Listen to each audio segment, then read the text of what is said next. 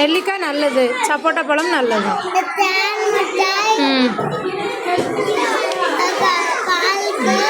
முட்டாய் அதிகமாக சாப்பிடக்கூடாதுன்னா இன்னைக்கு கொஞ்சமாக சாப்பிட்டுக்கணும். பயர் நல்லது நல்லது.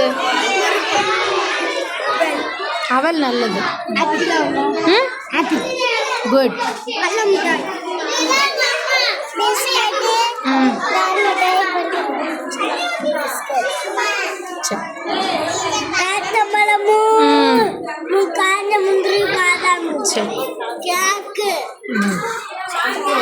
சாக்லேட்டா?